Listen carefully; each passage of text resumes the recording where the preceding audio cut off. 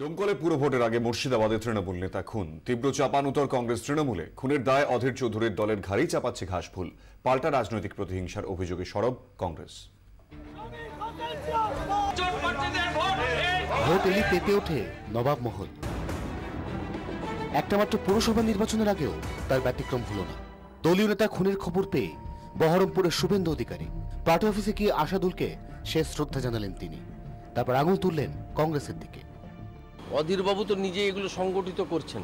অধীরবাবুর murder সিন্ডিকেটের হাতে এখনো অস্ত্র আছে।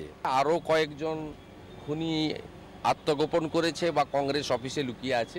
যাকে খুশি তাকে দিয়ে তদন্ত করার, কিন্তু দয়া করে নিরপরাধ কংগ্রেস কর্মীদের মিথ্যা কেসে জেলে পুরবেন না। আমাদের বাঁচার কি কোনো অধিকার নেই? একটাই অপরাধ আমরা কংগ্রেস করি। ভোটের হাওয়ায় মুর্শিদাবাদের রাজনৈতিক হিংসা নতুন নয়। ডোমকলে পুরো ভোটের ঠিক আগে জেলায় রাজনৈতিক নেতার খুনে অশান্তির মেঘ দেখছে রাজনৈতিক মহল, আর একে অন্যের ঘাড়ে দায় চাপাতে ব্যস্ত কংগ্রেস এবং তৃণমূল। ডোমকলের ভোটের আগে একটা বার্তা তারা দিতে চান যে তৃণমূল কংগ্রেসের হয়ে জানপ্রাণ লড়িয়ে যারা কাজ করবেন বা এগিয়ে আসবেন তাদের পরিণতি এইরকম হবে আসাদুলের মতো। ডোমকলের নির্বাচন, সেই নির্বাচনে আমরা অংশগ্রহণ করেছি। কংগ্রেসকে অভিযুক্ত করার মানে দৃষ্টিটাকে ঘুরিয়ে দেওয়া।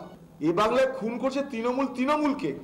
এদিন তৃণমূল নেতা খুনে ধৃত হিরু হালদারের পরিবারকে নিয়ে সাংবাদিক বৈঠক করেন অধীর চৌধুরী। পুলিশি হেনস্থার অভিযোগ তুলেছে ধৃতের পরিবার। একবারে শোয়ার ঘরে ঢুকে 12 মন্ডা পড়েছিল, একবার ধরে নিয়ে চলে যাচ্ছে। মানুষটাকে নিয়ে যাচ্ছেন, জামা প্যান্ট তো পরতে দিবেন, বলে একটু জল খাবো, জলও খেতে দিচ্ছে না। এত দুর্ব্যবহার পুলিশদের।